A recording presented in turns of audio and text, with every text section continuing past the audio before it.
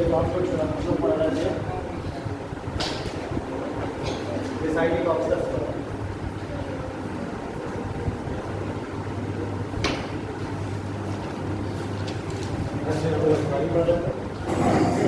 तो पार्लियामेंट भी चल रहा था और इसमें पहले आपको बोल रहे थे लोकसभा का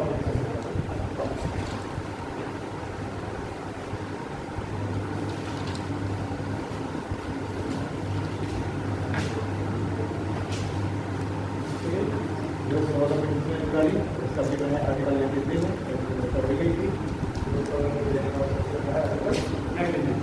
ठीक है, ये सारी चीज़ हो गई थी। इसका कैसे इसको चुना जा रहा है ये बात हो गई थी। आज हमको बात करने से कार्यकाल की, कार्यकाल में देखेंगे और फिर देखेंगे पद कार्यकाल से पूर्व ही पदमुक्ति, कार्यकाल से पूर्व पदमुक्ति कैसे हो सकती है। ठीक, और फिर एक हम देखेंगे इसकी पावर एंड वर्क, कार्य एवं शक्ति। ओके, तो इसका जो कार्यकाल है उसकी बात की गई है आर्टिकल 94 में। तो इसका कार्यकाल कितना होगा? देखिए जनरल केस में तो 5 साल ही होगा, जब तक लोकसभा रहेगी तब तक ये भी अपने बनता रहेगा 5 साल तक।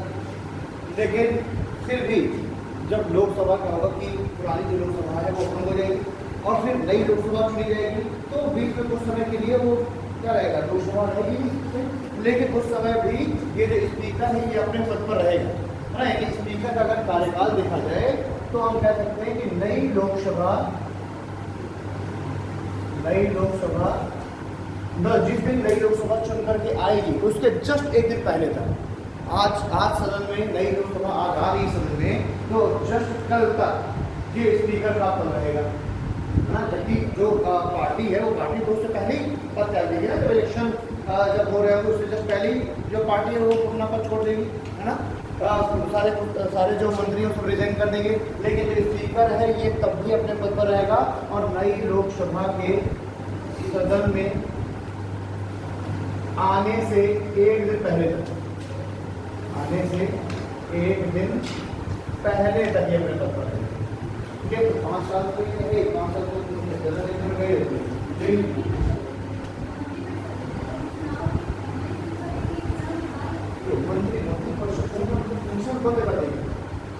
सर। हाँ, तो उसका कैसे ही वो होगा तो वो अपने सारे जितने पावर वो सब बंद कर दी जाएगी। हाँ, और बिल्कुल 50 और जैसे ही चुनाव सारे कंडक्ट हो जाएंगे अब सब जैसे रिजाइन कर देंगे और फिर उन्हें नई हाँ। और देखिए, और ये क्या है, ये कब भी अपने पद पर रहेगा, यानी जब तक कि लोकसभा आ जा रही है उसके जस्ट एक दिन पहले नहीं होता रहेगा। यानी सबसे लंबा टेन्योर इसका, पूरी लोकसभा में सबसे अधिक लंबा टेन्योर इसका होगा। ठीक है, तो कार्यकाल हो गया आर्टिकल 94 में। उसके बाद कार्यकाल में पूर्व पदमुक्ति कैसे हो सकती है? पहली चीज तो ये स्वयं अगर अपना इस्तीफा दे दे, ये स्वयं अगर अपने रिजाइन पे इस्तीफा दे दे और ये अपना इस्तीफा किसको देगा? उपाध्यक्ष को। ये अपना इस्तीफा देगा उपाध्यक्ष को, स्पीकर को, और डिप्यूटी स्पीकर अपना इस्तीफा देगा स्पीकर को। ठीक है, पहला तो ये इस्तीफा दे दे। दूसरा क्या है, मृत्यु वगैरह हो जा रही है या फिर ये कार्य करने में असमर्थ हो जाए, कार्य करने में असमर्थ हो जाए। और तीसरी तरीके से हो सकता है कि अगर इसके खिलाफ कोई रिजोल्यूशन ले आया जाए इसको इसके पास से हटाने के लिए। ठीक है, तो अगर इसके खिलाफ कोई उनका प्रस्ताव लाया जाता है इसके पास हटाने के लिए, तो जो प्रस्ताव है वो लोकसभा में पास किया जाएगा और लोकसभा के 50% जो कैंडिडेट हैं वो इसके अगेंस्ट, तो इसके मतलब इसको हटाने के फेवर में वोट करें। ठीक है, तो इसको इसके पद से हटा दिया जाएगा। ठीक है, तो बहुत ज़्यादा टिपिकल प्रक्रिया नहीं है इसके पद से हटाने की, सिर्फ लोकसभा में ही लोकसभा वालों के इसको हटाया जाता है, इसके कार्यकाल से पहले इसको हटा दिया जाएगा। ठीक है, तो ये हो गई इसके कार्यकाल की पूर्व पदमुक्ति की बात है। अब थोड़ा सा इसकी कार्य हो सकते हैं, तो इसको थोड़ा सा पहले लिख लेते हैं। कार्यकाल कार्यकाल आर्टिकल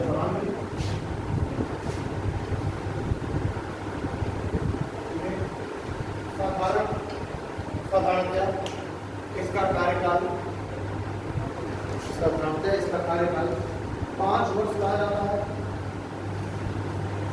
इसका कार्यकाल 5 वर्ष कहा जाता है। परंतु वास्तव में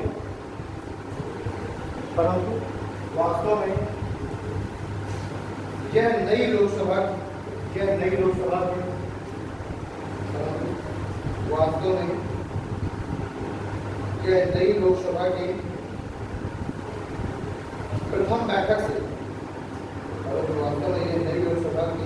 प्रथम बैठक से एक दिन पहले अपने पद का रहता है। परंतु वास्तव में यह नई लोकसभा की प्रथम बैठक से एक दिन पहले तक अपने पद का रहता है। ठीक, अब कार्यकाल से पूर्व पद्धति पद वही यह किसी भी समय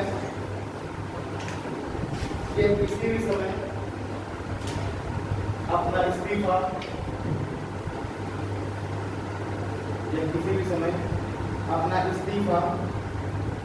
उपाध्यक्ष को सौंपकर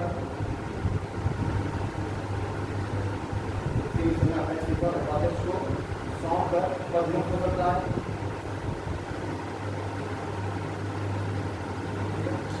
दूसरा पॉइंट,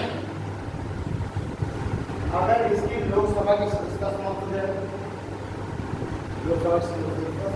क्या किया जाएगा? अगर इसकी लोकसभा की सदस्यता समाप्त हो जाए,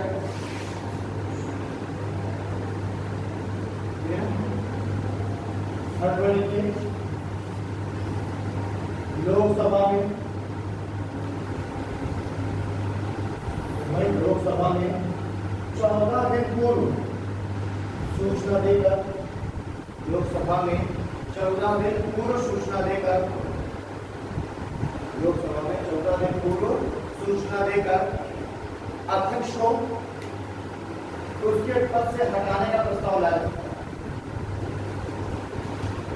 लोकसभा में 14 दिन पूर्व सूचना देकर अध्यक्ष को उसके पद से हटाने का प्रस्ताव लाया जा सकता है।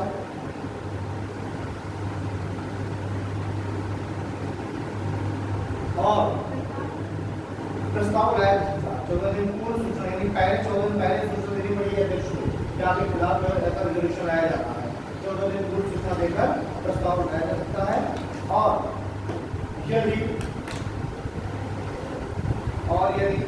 सदन की तात्कालिक कुल सदस्य संख्या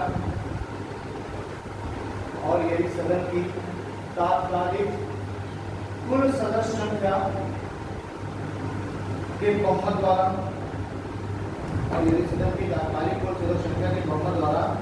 प्रस्ताव पारित हो जाता है तो, और यदि सदन की तात्कालिक कुल सदस्य संख्या के बहुमत द्वारा प्रस्ताव पारित हो जाता है तो अध्यक्ष या उपाध्यक्ष को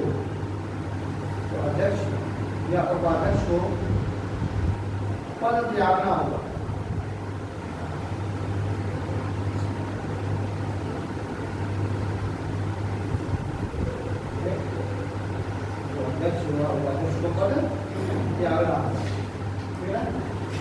नोट डाल करके एक पॉइंट ले लीजिए।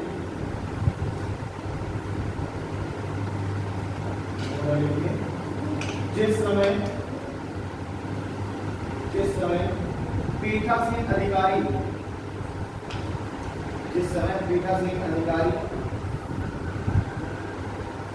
को उसके पद से हटाने का प्रस्ताव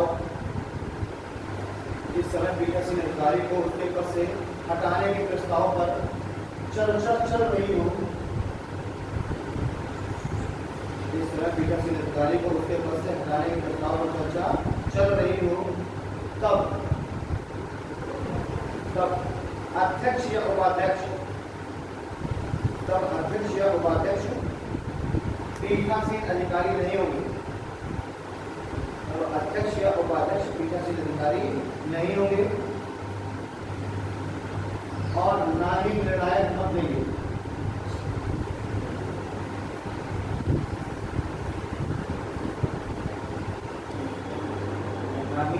निर्णायक मत देंगे।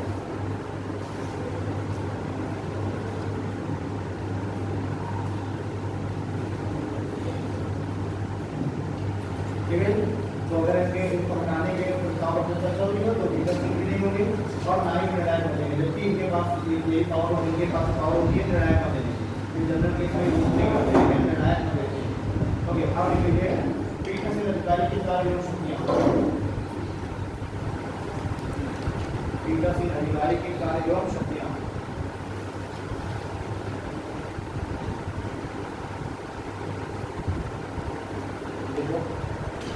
सदन की कार्यवाही को संचालित करता है। सदन की कार्यवाही को संचालित करता है।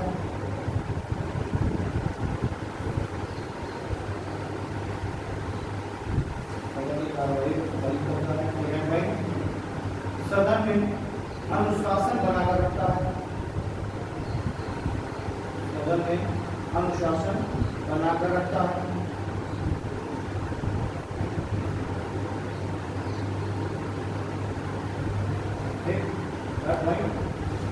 अनुशासन भंग करने पर, अनुशासन भंग करने पर सदस्य के प्रति कार्रवाई कर सकता है। अनुशासन भंग करने पर सदस्य के खिलाफ कार्रवाई कर सकता है।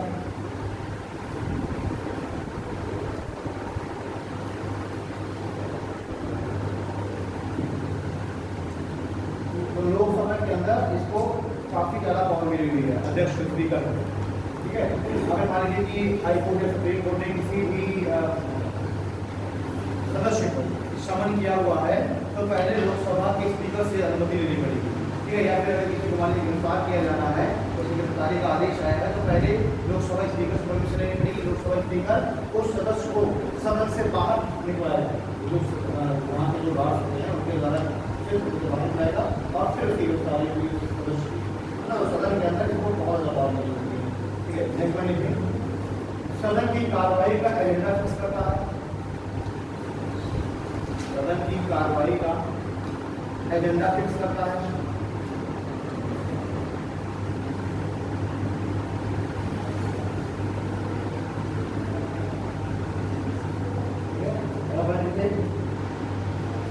लोकसभा की कार्यवाही, लोकसभा की कार्यवाही का रिकॉर्ड तैयार करता है व उसे संशोधित करता है। लोकसभा की कार्यवाही का रिकॉर्ड तैयार कराता है व उसे संशोधित कराता है।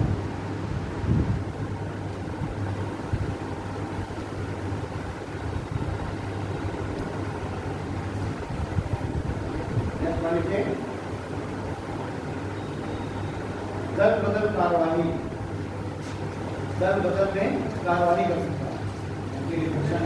यही कार्रवाई कर सकता है, दल बदल में कार्रवाई कर सकता है।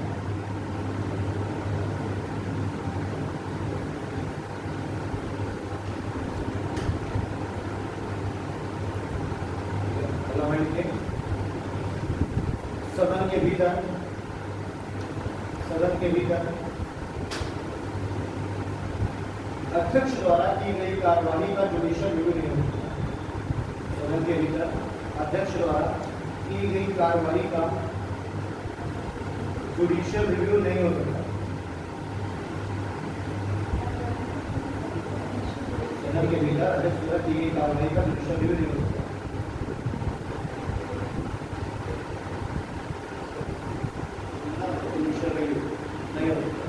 यानी कि उसको किसी भी कोर्ट में चैलेंज नहीं किया जा सकता।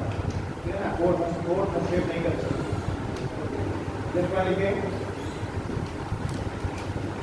किसी भी बिल के टाई होने की दशा, किसी भी बिल के टाई होने की दशा में, बिल के टाई होने की दशा में वोटिंग करेगा। किसी भी बिल के टाई होने की दशा में वोटिंग करेगा।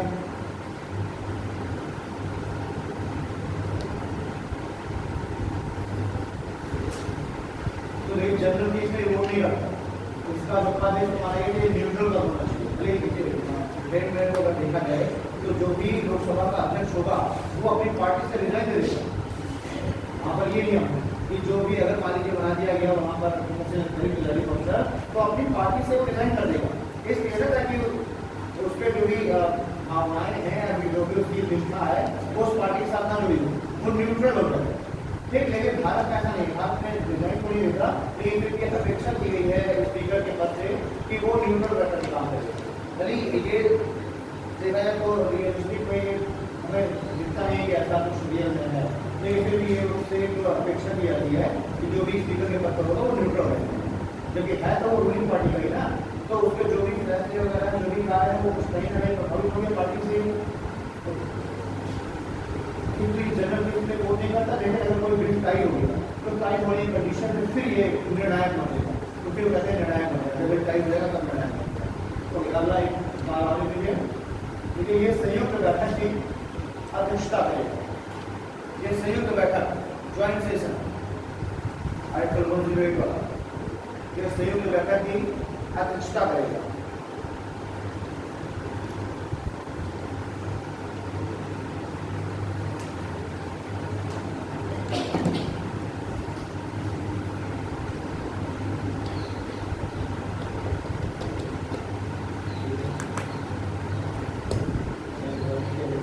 संयुक्त बैठक मतलब किस बिल पर हमेशा ऑर्डनरी बिल पर ही संयुक्त बैठक बुलाई, एक मनी बिल हो सकता है, ऑर्डनरी बिल हो सकता है, या फिर कॉन्स्टिट्यूशनल अमेंडमेंट बिल हो सकता है ना। तो ना तो कॉन्स्टिट्यूशनल अमेंडमेंट बिल पर कभी संयुक्त बैठक बुलाई जाएगी, उस पर दोनों हिस्सों से अलग अलग ही पास कराना पड़ेगा। लेकिन संयुक्त बैठक अगर हुई तो संयुक्त बैठक में आप जानते हैं कि उसमें फिर उस बिल पर किसी भी तरीके कोई बहस नहीं होता, उस पर सिर्फ क्या होता है, मत केवल हमेशा वोटिंग होती है, तो कहते हैं कि कितने लोग इस बिल के पक्ष में हैं वो हाथ खड़े करें, कितने के पक्ष में वो हाथ खड़े करें, आप काउंट कर लिए जाएंगे, जो ज्यादा हो वो मान लिया जाएगा। अब ये बात बताओ कि लोकसभा के सदस्य ही ज्यादा है 550 है, राज्यसभा के सदस्य 2800, तो अगर ज्वाइंट सेशन बुलाया गया तो सिर्फ लोकसभा के सदस्य ही ज्वाइंट सेशन में बिल अपने फेवर में कराए जाएंगे, तो वही सी बात है, तो फिर राज्यसभा का तो कोई मतलब ही नहीं रह गया ना। इसलिए कॉन्स्टिट्यूशनल अमेंडमेंट बिल पर कभी ज्वाइंट सेशन नहीं होगा, हमेशा दोनों पर सेपरेट ही होगा, ठीक है, पास कराया जाएगा। मनी बिल पर राज्यसभा को कोई पावर नहीं है, लोकसभा को ही पावर है, सिर्फ राज्यसभा को कोई पावर नहीं है, ठीक है, तो ये उसमें भी ज्वाइंट सेशन बुलाया जाएगा। तो हमेशा जो ऑर्डिनरी बिल होंगे वो उतना ही ज्वाइंट सेशन बुलाया जाएगा, और उसकी अध्यक्षता करेगा स्पीकर, ठीक है ना। एक स्पीकर काम और है, ये किसी भी बिल को ये घोषित करेगा कि मनी बिल है या नहीं, ठीक। तो अगर मान लीजिए वो अपनी रिपोर्ट लिख के भेजेगा कि हाँ ये मनी बिल है, और मनी बिल है तो उस पर सारा जो पावर है वो लोकसभा के पास है। लेकिन किसी भी बिल को मनी बिल किसी भी बिल को मनी बिल तय करने का अधिकार, किसी भी बिल को मनी बिल तय करने का अधिकार।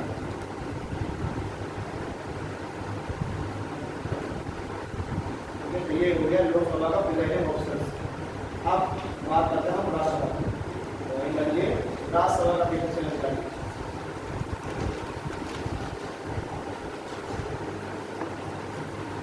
राज्यसभा का पीछे से अधिकारी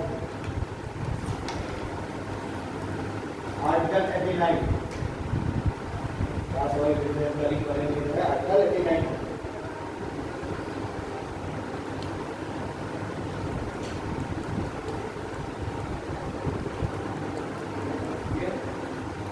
लेकिन आर्टिकल 89 की जरूरत है, तो राज्यसभा में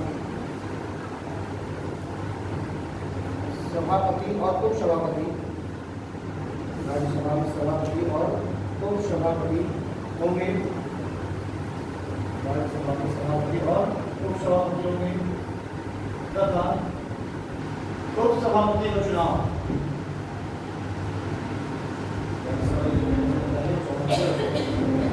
और उपसभापति का चुनाव राज्यसभा के सदस्य और उपसभापति का चुनाव राज्यसभा के सदस्य अपनी सदस्य संख्या के बहुमत के आधार पर करेंगे, और उपसभापति का चुनाव राज्यसभा के सदस्य अपने सदस्यों की संख्या के बहुमत के आधार पर करेंगे।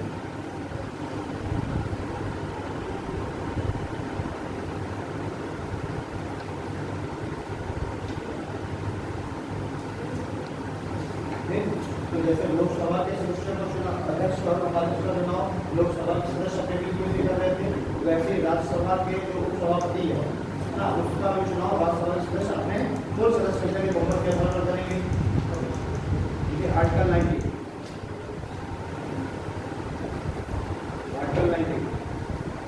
एक कार्यकाल की बात करता है, आर्टिकल 19 कार्यकाल।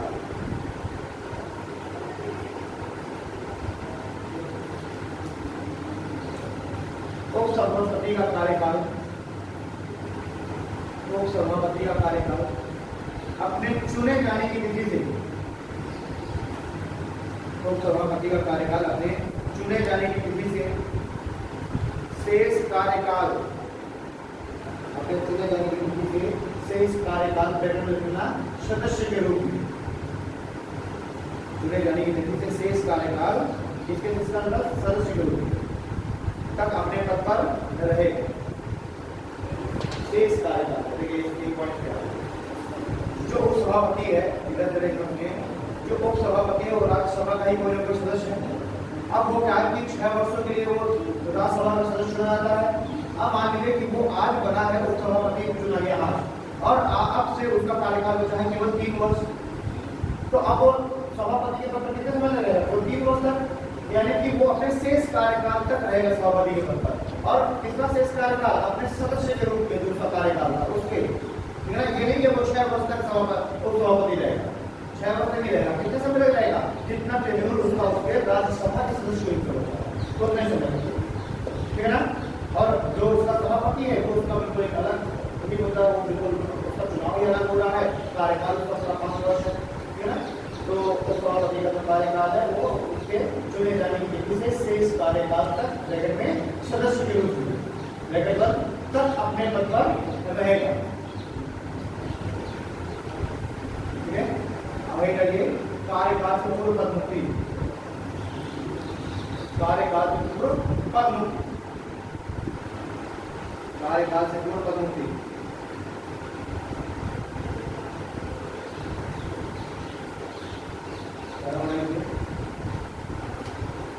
कार्यकाल से पूर्व, कार्यकाल से पूर्व ही अपना इस्तीफा देकर, कार्यकाल से पूर्व अपना इस्तीफा देकर,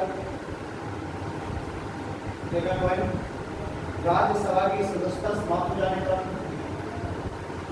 राज्यसभा की सदस्यता समाप्त होने की दशा में, ठीक। और तीसरा पॉइंट है 14 दिन पूर्व की सूचना देकर, 14 दिन पूर्व सूचना देकर तात्कालिक सदस्य संख्या के,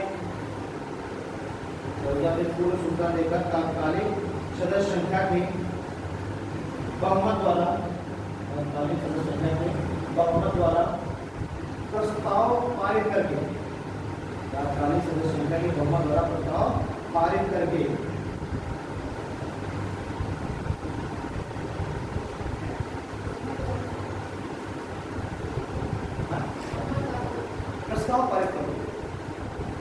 राज्यसभा में जो उस समय सदस्य मौजूद हो उनके बहुमत के द्वारा प्रस्ताव पारित कर दिया जाएगा और उसको पसंद आ दिया जाएगा, ठीक है। तो सभापति को लेना बहुत दिक्कत काम है।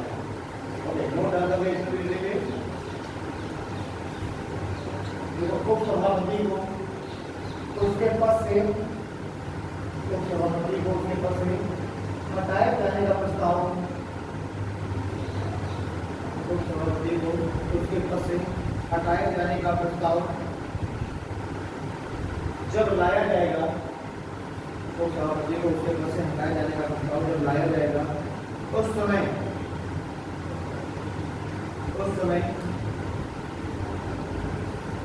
यह पीठासीन अधिकारी के रूप में, उस समय यह पीठासीन अधिकारी के रूप में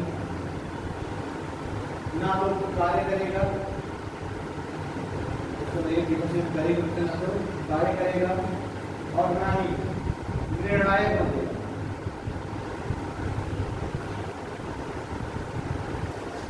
अभी हटाया जाने का, अगर मान लीजिए उपराष्ट्रपति को उसके पद से हटाया जाना है तो भी क्या होगा? तो भी राज्यसभा में प्रस्ताव लाया जाएगा। सेम यही चीज, अगर इसको राज्यसभा के सभापति से हटा देगा तो अपने आप उपराष्ट्रपति के पद से रिहा दिया, ठीक है। ये भी प्रस्ताव लाया जाएगा जिस समय प्रस्ताव चल रहा है, जैसे उपराष्ट्रपति को हटाया जाएगा प्रस्ताव, तो उसमें भी जो सारी प्रक्रिया है वो उस तरीके की होगी, सभापति का अलग चीजें होंगी। तो जिस दौरान सभापति को हटाया जाने का प्रस्ताव लाया जाए या उपसभापति को हटाया जाने का प्रस्ताव लाया जाए, दोनों कंडीशन में ये दोनों अपने पद पर नहीं बैठेंगे और ना ही निर्णायक बनेंगे, ठीक।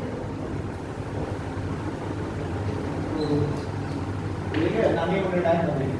ठीक, अब देखिए आर्टिकल 91, आर्टिकल 91, ठीक है, यदि सभापति और उपसभापति, यदि सभापति या उपसभापति अनुपस्थित है तो, यदि सभापति और उपसभापति अनुपस्थित है तो राज्यसभा, यदि सभापति या उपसभापति अनुपस्थित है तो राज्यसभा अपने सदस्यों में से ही किसी एक को, तो राज्यसभा अपने सदस्यों में से ही किसी एक को पीठासीन अधिकारी नियुक्त करेगा। तो राज्यसभा अपने सदस्यों में से किसी एक को पीठासीन अधिकारी के रूप में नियुक्त करेगा।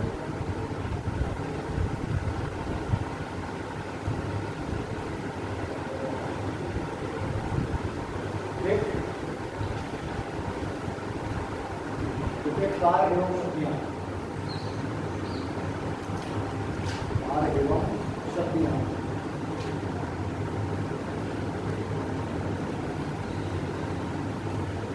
देखो राज्यसभा के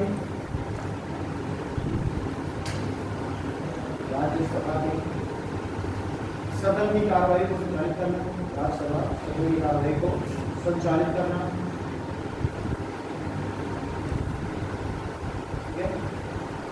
शांति एवं व्यवस्था बनाए रखना, कार्रवाई को संचालित करना, शांति एवं व्यवस्था बनाए रखना,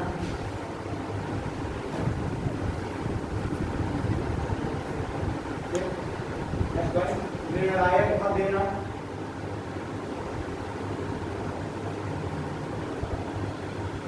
निर्णायक मत देना, दल बदल के आधार पर सदस्य की अयोग्यता का निर्धारण करना, दल बदल के आधार पर सदस्य की अयोग्यता का निर्धारण करना,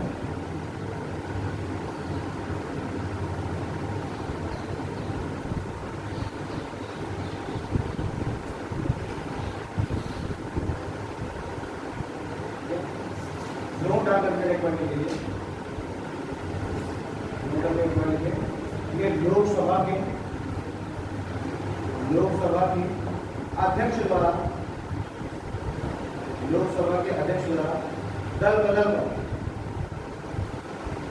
लोकसभा के अध्यक्ष द्वारा दल बदल कर लिए गए निर्णय, दल बदल कर लिए गए निर्णय का न्यायिक पुनरावलोकन संभव है,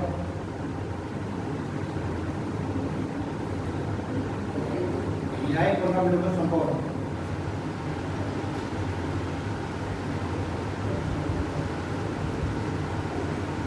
बदल पर अगर कोई कार्रवाई कर रहा है लोकसभा स्पीकर की कार्रवाई कर रहा है तो उस पर जुडिशियल रिव्यू होगा। लेकिन अगर मान लीजिए जो लोकसभा स्पीकर है वो अगर किसी भी बिल को मनी बिल घोषित कर रहा है तो उसका न्यायिक पुनरावलोकन माने दोनों में बहुत डिफरेंस है। अगर कोई किसी भी बिल को अभी कुछ समय पहले जैसे आधार बिल जब में मुद्दा चल रहा था तो लोकसभा स्पीकर इस आधार बिल को ही मनी बिल घोषित कर दिया, जब राज्यसभा पास नहीं कर रहा था आधार कार्ड को, है ना, जब सरकार ने इम्प्लीमेंट्री कर दिया उसको तो लोकसभा में तो पास हो गया, राज्यसभा में पास नहीं हुआ, तो लोकसभा स्पीकर ने इस आधार कार्ड को ही लोग मनी बिल घोषित कर दिया। ठीक, तो अगर वो किसी बिल को मनी बिल घोषित कर दे रहा है तो उसका न्यायिक पुनरावलोकन संभव नहीं, उसमें यानी अंतिम निर्णय लोकसभा स्पीकर करेंगे। जबकि अगर दल बदल पर कोई कानून आ रहा है तो उस पर पहले इस पर भी जो दल बदल था इम्प्लीमेंटेशन उस पर भी न्यायिक पुनरावलोकन संभव नहीं, लेकिन बाद में फिर उसको पुनरावलोकन कर दिया गया। ठीक है, अमेंडमेंट कर दिया तो ये हो गया यहाँ पर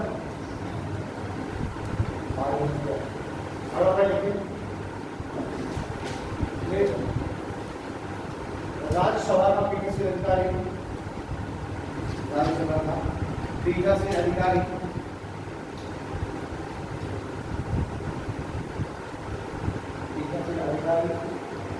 सदन के एजेंडे को भी फिक्स करेगा, सदन के एजेंडे को भी फिक्स करेगा और सदन के एजेंडे को भी फिक्स करेगा और रिकॉर्ड भी मेंटेन करवाएगा। तो सेम लगभग दोनों के कार्य एक जैसे ही है, कोई खास अंतर नहीं।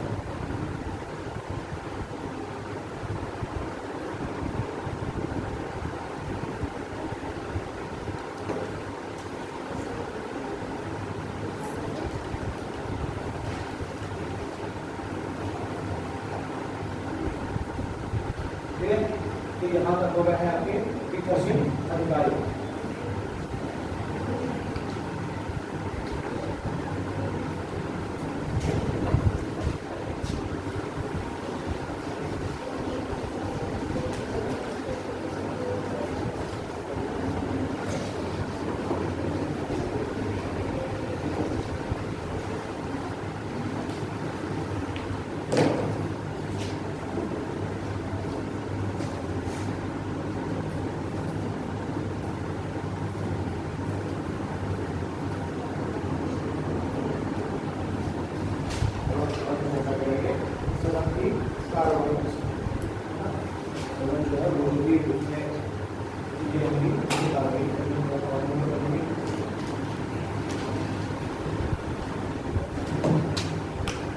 तो कार्यवाही में सबसे पहले हम देखेंगे सदन के कार्य, सदन के कार्य।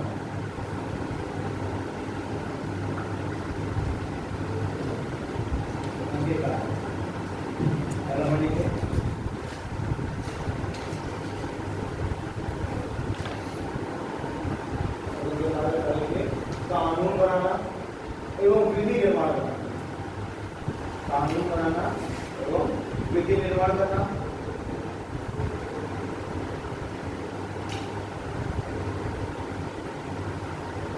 कानून बनाना एवं विधि निर्माण करना। संविधान तथा विधियों में, संविधान तथा विधियों में आवश्यकता अनुसार, संविधान तथा विधियों में आवश्यकता अनुसार संशोधन करना, संविधान तथा विधियों में आवश्यकता अनुसार संशोधन करना।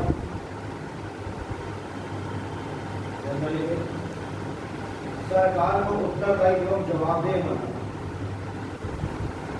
सरकार को उत्तरदायी एवं जवाबदेह बनाना।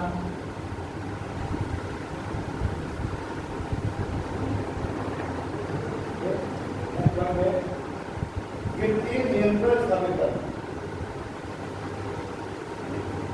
वित्तीय नियंत्रण स्थापित करना।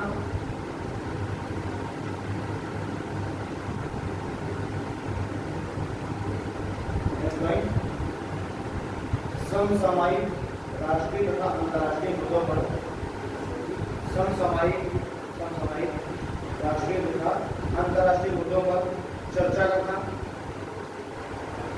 और उनका समाधान ढूंढना, और उनका समाधान ढूंढना।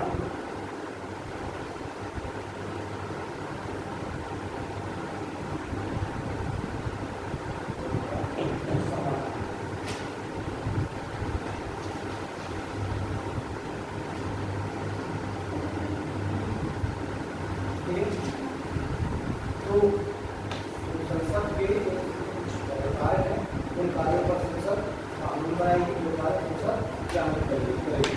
ठीक है, अब संसद, अब सदन का हम देखें कि इसका जो टाइमिंग है वो क्या है। तो पॉइंट है सदन का कार्यकाल, या कार्यवाही का समय, सदन का कार्यकाल या कार्यवाही का समय।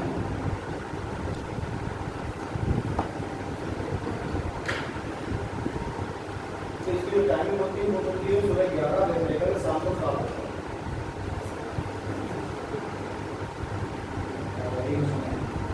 सबसे 11 AM to 7 PM, 11 AM to 7 PM, और 11 से लेकर 12 तक का जो समय है वो पहले चलाता है जीरो। तो उसमें पहले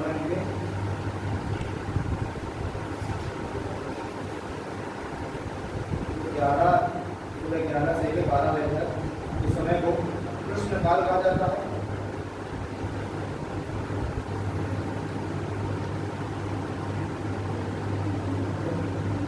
सुबह 11 बजे से लेकर 12 बजे इस समय को प्रश्नकाल कहा जाता है, और इसमें सदस्य प्रश्नकाल कहा जाता है, और इसमें सदस्य सरकार को, और इसमें सदस्य सरकार को उत्तरदायी तथा जवाबदेही बनाने के लिए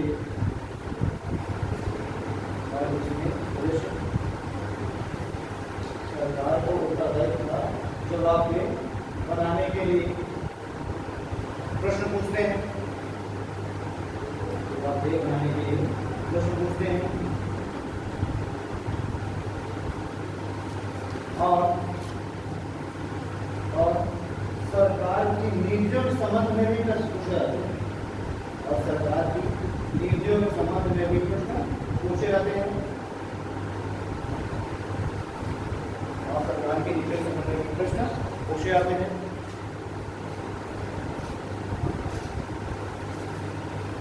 इसके बाद प्रश्नकाल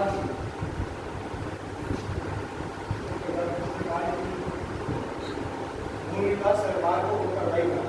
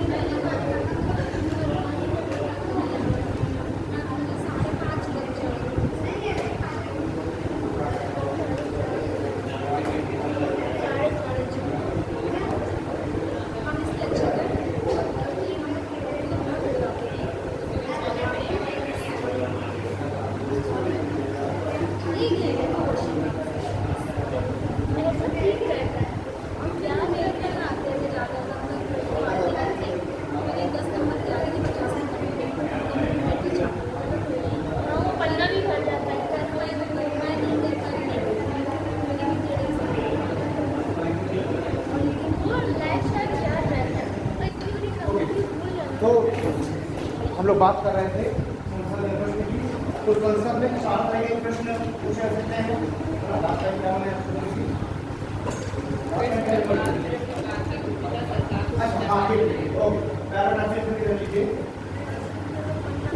संसद संसद में 4 प्रकार के प्रश्न पूछे जाते हैं। संसद में 4 प्रकार के प्रश्न पूछे जाते हैं। पहला है स्टार्ट क्वेश्चन। पहला है स्टार्ट यानी तारांकित प्रश्न यानी स्टार्ट क्वेश्चन। दूसरा है अतारांकित यानी अनस्टार्ट क्वेश्चन। तारांकित। तीसरा है अल्प सूचना प्रश्न यानी शॉर्ट नोटिस क्वेश्चन। और चौथा है गैर सरकारी सदस्यों द्वारा संबोधित प्रश्न। गैर सरकारी सदस्यों द्वारा संबोधित प्रश्न। ये गैर सरकारी सदस्य क्या होते हैं? कुछ को तो मिनिस्टर बना दिया गया। पहला तारांकित, दूसरा अतारांकित, तीसरा शॉर्ट नोटिस यानी अल्प सूचना, और चौथे वाले होते हैं नॉन और question addressed by non government members. Question addressed by non government members. फिर नॉन गवर्नमेंट मेंबर्स क्या होते हैं? पहले इसको दिया क्या बोलते हैं? हाँ यार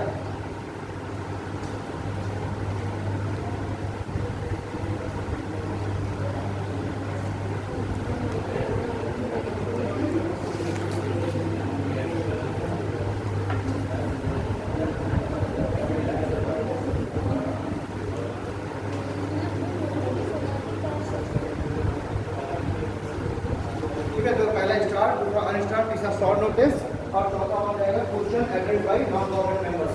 तो नॉन गवर्नमेंट मेंबर्स क्या होते हैं? तो सदन में जब पार्टी चलेगी तो कुछ ऐसे सदस्य होंगे जो कि मंत्री नियुक्त किए गए होंगे।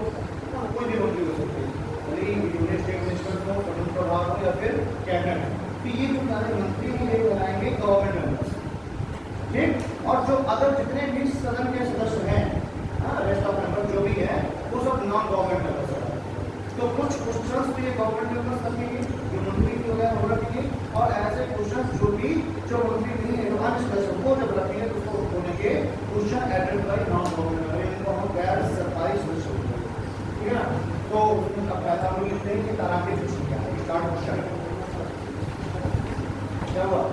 ये 4 तरह के प्रश्न रखे जा रहे हैं। अब चारों प्रश्न क्या क्या है इनकी हमें बात करनी है। तो पहले लिखिए स्टार्ट क्वेश्चन या तारांकित प्रश्न।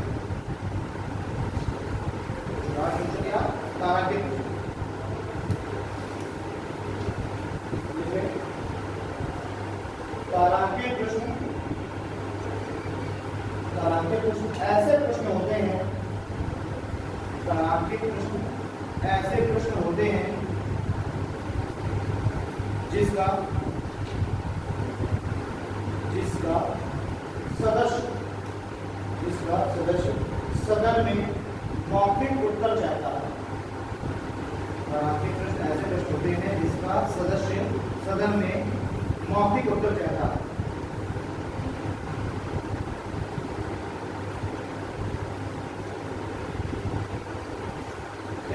अब एक क्वेश्चन में क्या आ जाएगा, देखिए हमेशा सदन में कुछ क्वेश्चन की उन पर ही बहस होती है।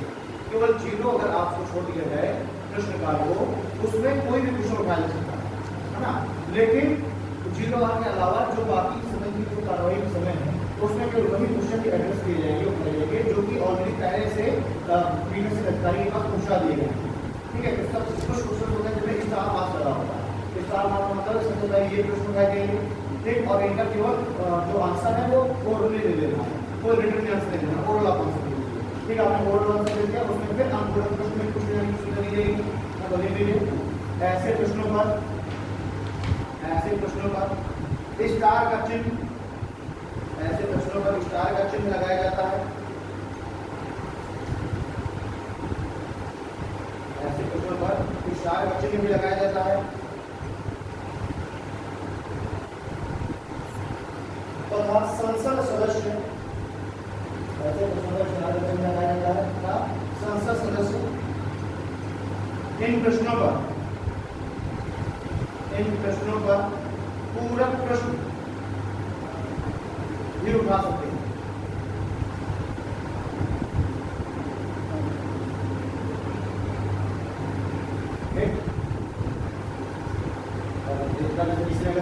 दिया, मैंने पूछा गवर्नमेंट से, ठीक है। अब मैंने पूछा तो सामने वाला मुझे आंसर देगा, तो उस आंसर के बिहार पर ही, आंसर के आधार पर ही मैं उससे पूरा क्वेश्चन पूछूंगा, ठीक है। अगर इसी में एक संसद में और सदन में एक दिन में 20 तारांकित प्रश्न पूछे जाते हैं। एक दिन में 20 तारांकित प्रश्न भी पूछे जा सकते हैं, जिन्हें न्यूनतम 10 दिन, जिन्हें न्यूनतम 10 दिन और अधिकतम 21 दिनों की, जिन्हें न्यूनतम 10 दिन और अधिकतम 21 दिनों की नोटिस अवधि की आवश्यकता होगी।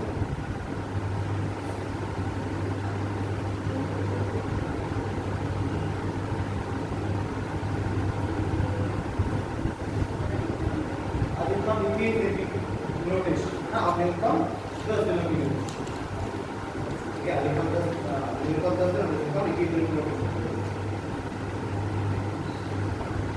ठीक है।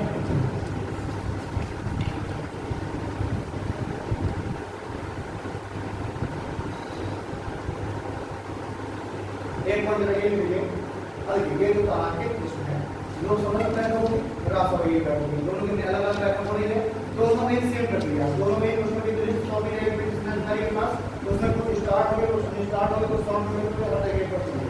अब लोकसभा में ये जो तारांकित प्रश्न है, जो पूछे जाएंगे हर एक आधार पर लिखा हुआ पूछे जाएंगे लोकसभा, और राज्यसभा में जो तारांकित प्रश्न जो पूछे जाएंगे वो गुलाबी कागज पर लिखे जाएंगे।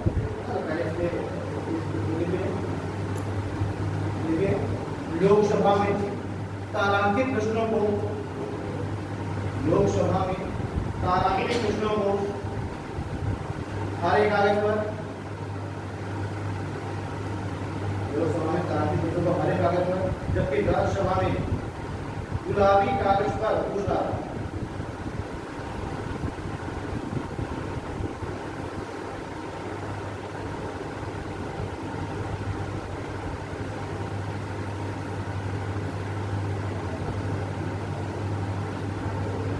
लोकसभा में हरा और राज्यसभा में गुलाबी कागज पर लिखा हुआ।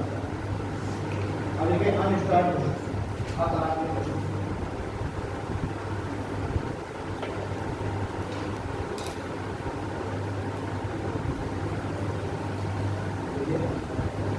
अतारांकित प्रश्नों का उत्तर, अतारांकित प्रश्नों का उत्तर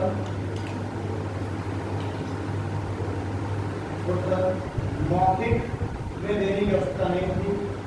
तारांकित प्रश्नों का उत्तर मौखिक में देने की आवश्यकता नहीं होती, और इसलिए इस पर कोई भी पूरक प्रश्न पूछा नहीं जा सकता।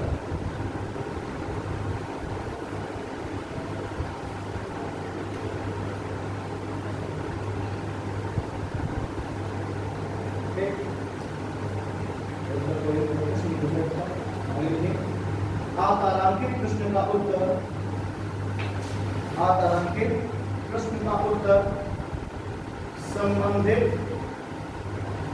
तारांकित प्रश्न का उत्तर संबंधित मंत्री द्वारा, तारांकित प्रश्न का उत्तर संबंधित मंत्री द्वारा प्रश्नकाल के पश्चात, प्रश्नकाल के पश्चात प्रस्तुत किया जाना अनिवार्य है। प्रस्तुत किया जाना अनिवार्य है।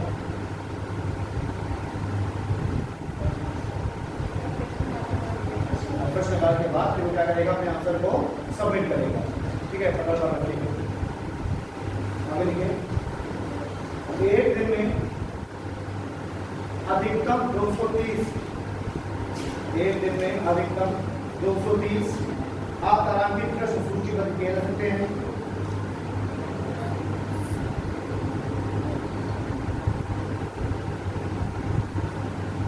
ठीक है,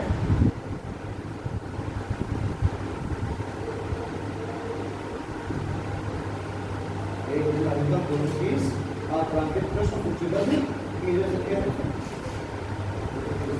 इन्हें भी न्यूनतम 10 दिन और अधिकतम 21 दिन की, इन्हें भी न्यूनतम 10 दिन और अधिकतम 21 दिन की नोटिस पर पूछा जाता है। इन्हें भी न्यूनतम 10 दिन और अधिकतम 21 दिन की नोटिस की अवधि के बाद पूछा सकता है।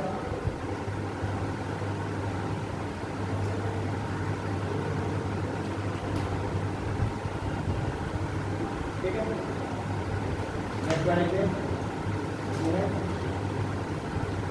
लोकसभा में अतारांकित प्रश्न व्हाइट पेपर पर,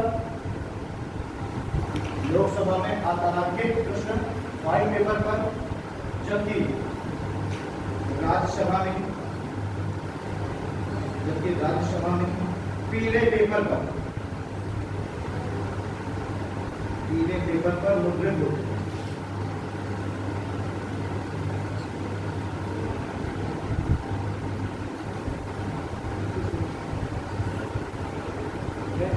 राज्यसभा में पीले पेपर पर करके पूछा जाएगा, है ना। अब लिखिए सूचना प्रश्न और ठीक है, नाम से स्पष्ट है कि किसी सार्वजनिक महत्व का मुद्दा है, कोई अचानक से कोई ऐसा कोई टॉपिक आ गया, कोई ऐसा मुद्दा आ गया जिस पर चर्चा करना बहुत आवश्यक है। अब स्टार्ट और अनस्टार्ट के लिए तो पहले से नोटिस देनी पड़ेगी, कम से कम 10 दिन पहले और अधिकतम 21 दिन पहले नोटिस देनी पड़ेगी कि हम ये क्वेश्चन हमें करने हैं। भाई तब तो जो मंत्री अपना जवाब दिया करेगा कि ऐसा मंत्री कोई थोड़ा थोड़ा होता है, बिल्कुल IRS रैंक की उसको हर एक आंसर पता है, क्या बताने का विपक्ष को और कुछ होगा तो उसको पहले बात कोई होमवर्क कर दिया होगा और उसको अच्छे से होगा, इसलिए उसको पहले से लिस्ट दे दी जाती है कि देखिए ये क्वेश्चन आएगा, ये क्वेश्चन पूछे जाएंगे, है ना। उसका पूरा डेट फिक्स होती है, वो भी लोकसभा के स्पीकर ही तय करेगा कि आप किस दिन पूछ रहे हैं, ठीक है ना। तो वो पूरे क्वेश्चन की लिस्ट दे दी जाएगी संबंधित विभाग को, और विभाग के फिर जो IAS है IRS है वो सारे उसके जवाब तय करेंगे। वो जवाब को प्रॉपर लिखेगा, लेकर के कुछ मंत्री को दे देंगे और कह देंगे कि आप लोग पढ़ा लीजिए, घर में जाकर बोल दीजिएगा। पर मंत्री भी क्या होगा, सीधे जाके वहीं सीधे बोलना शुरू करते हैं, तो आदि गलत चीजें बोल जाते हैं, सही बोल जाते हैं, ठीक है। तो ये स्टार्ट है, जो अनस्टार्ट है वो 10 और 21 दिन की नोटिस प्री नोटिस पर ही भेजे जाएंगे। एक जबकि जो शॉर्ट नोटिस क्वेश्चन से ये ऐसे हैं कि इनको मतलब कोई अचानक से सामने बहुत दफा बुला गया जिस पर तुरंत बहस करना आवश्यक है, अब उसका समय नहीं है पहले से नोटिस दे देगा, तो फिर उसको तुरंत नहीं उठाया जाएगा। लेकिन इस बार जो डिसीजन है वो स्पीकर ही लेगा, है ना, स्पीकर के सभापति लेगा कि इस क्वेश्चन को शॉर्ट नोटिस में डालने के लिए ना पूछने की इजाजत देने के लिए, तो लिखिए ऐसे प्रश्न जो सार्वजनिक महत्व के मामले संबंधित हैं, ऐसे प्रश्न जो सार्वजनिक महत्व के मामले से संबंधित हैं, उन्हें 10 दिनों से कम की भी, उन्हें 10 दिनों से कम की भी अवधि के नोटिस पर पूछा सकता है, उन्हें 10 दिनों की कम की अवधि के नोटिस पर भी पूछा सकता है।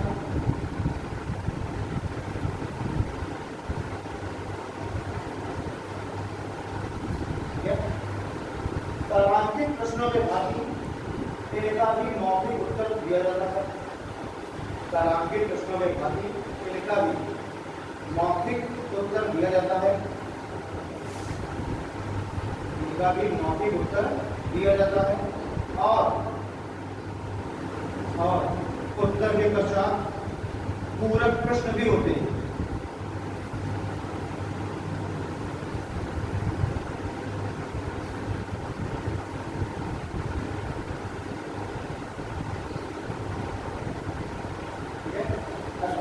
और ये भी शॉर्ट क्वेश्चन है, इनको भी अगर किसी विभाग से पूछा जाना तो पहले वो विभाग का जो मंत्री है वो अपनी स्वीकृति देगा, उसको भी सहमति देगा, तब पूछा जाएगा, ठीक है ना। एक तो लोकसभा के स्पीकर पहले उस क्वेश्चन को एक्सेप्ट करेंगे कि आप उसको पूछ सकते हैं, फिर संबंधित विभाग जिस विभाग से पूछा जाना उस विभाग का मंत्री उसको स्वीकृति दे देगा, तब जाकर के कहीं ये पूछा जाएगा शॉर्ट क्वेश्चन, ठीक है। तो लिख लीजिए इन प्रश्नों को संबंधित विभाग की, इन प्रश्नों को संबंधित विभाग की मंत्री, इन प्रश्नों को संबंधित विभाग के मंत्री की सहमति के बाद, संबंधित विभाग के मंत्री की सहमति के बाद ही पूछा सकता है।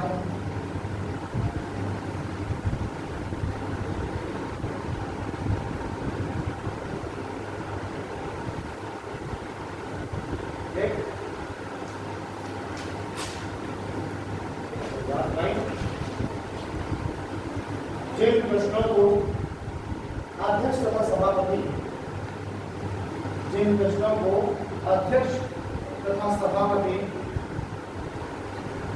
अत्यंत महत्व का माने, जिन प्रश्नों को अध्यक्ष तथा सभापति अत्यंत महत्व का माने, उन्हें अल्प सूचना प्रश्न, उन्हें अल्प सूचना प्रश्न घोषित कर सकता है, उन्हें अल्प सूचना प्रश्न घोषित कर सकता है।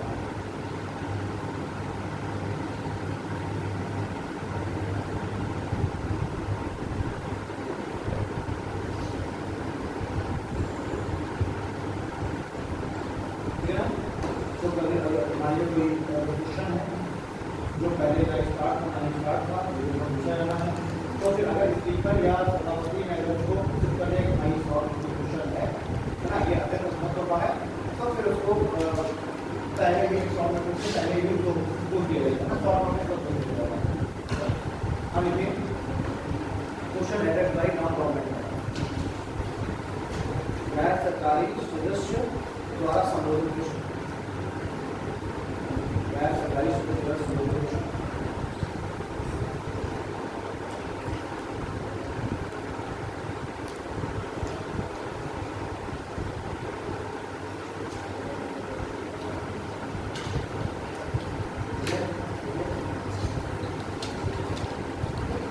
ऐसे क्वेश्चन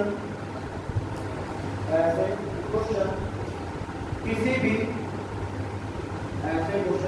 भी संसद सदस्य द्वारा प्रस्तुत किया जा सकता है।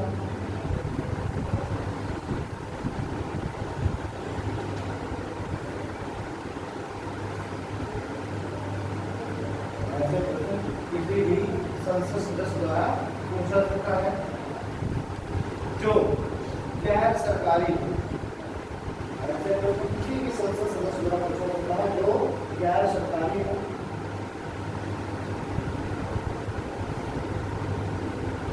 और ये प्रश्न कब पूछे जाते हैं,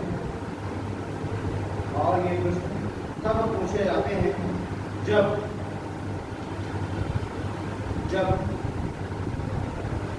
प्रश्न की विषय वस्तु, जब प्रश्न की विषय वस्तु किसी विधेयक, जब प्रश्न की विषय वस्तु किसी विधेयक संकल्प, किसी विधेयक संकल्प या किसी ऐसे मामले से संबंधित हो, किसी विधेयक संकल्प या किसी ऐसे मामले से संबंधित हो जो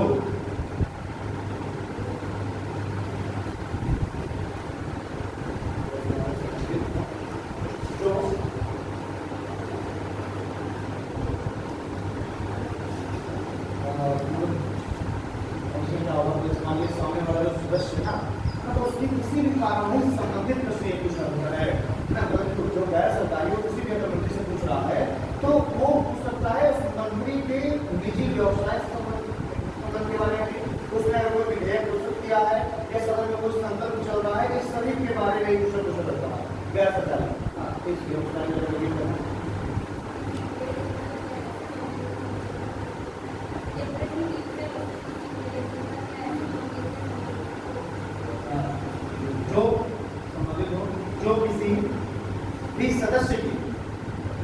जो किसी भी सदस्य के व्यवसाय आदि पर आधारित हो सकता है। ठीक है, इसको देखो शॉर्ट में समझ लो यार, इस चीज का सेंटेंस थोड़ा सा नहीं बन पा रहा है। मतलब कि कोई भी संकल्प अगर लेकर के आया गया सदन में, उससे आधारित भी प्रश्न पूछ सकता है। ठीक है, सामने वाला जो मंत्री है उस मंत्री की व्यक्तिगत जो उसका व्यवसाय है, इन सब चीजों के बारे में भी प्रश्न पूछ सकता है ना। उसने क्या अभी तक कार्य किया है अपने मंत्रालय में, उसके संबंध में भी प्रश्न पूछ सकता है ना। यदि कोई भी प्रश्न उठाया जा सकता है गैर सरकारी सदस्यों द्वारा। ठीक है, अगला पॉइंट लिखिए, ठीक है। गैर सरकारी सदस्यों द्वारा, गैर सरकारी सदस्यों द्वारा प्रश्न पूछे गए प्रश्नों के लिए, गैर सरकारी सदस्य द्वारा पूछे गए प्रश्नों के लिए उसी प्रक्रिया का पालन किया जाता है, उसी प्रक्रिया का पालन किया जाता है जैसा कि किसी मंत्री को संबोधित, जैसा कि किसी मंत्री को संबोधित प्रश्नों के मामले में किया जाता है, जैसा कि किसी मंत्री को संबोधित प्रश्नों के मामले में किया जाता है।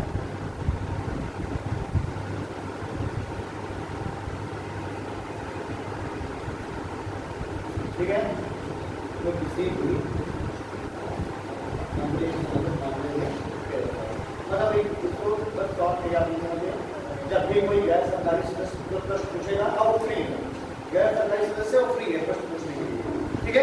वो कोई भी प्रश्न पूछ सकता है, किसी भी मामले में प्रश्न पूछ सकता है, ठीक। कोई भी अगर प्रस्ताव लाया गया है उसके संबंध में, प्रस्ताव अगर पारित किया मतलब अगर कहीं पर वो रुका हुआ है उसके संबंध में भी, कौन सा मंत्रालय क्या कार्य कर रहा है, ठीक है, इस सभी के बारे में प्रश्न पूछ सकता है गैर सरकारी सदस्य, ठीक है।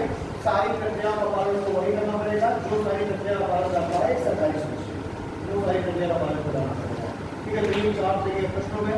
कल हम बात करेंगे सदन की अन्य कार्रवाई के बारे में, ठीक है। ये वीडियो आपको मिला, ठीक है, क्वेश्चन आपको के बारे में थोड़ा बात करेंगे, ये सारी जो सदन की जो विषय है पहले इसके बारे में, ठीक है। और की है तो अभी पार्लियामेंट में बहुत होता है, कल पार्लियामेंट खत्म करेंगे और मे बी हम लोग कल प्रेसिडेंट स्टार्ट करेंगे।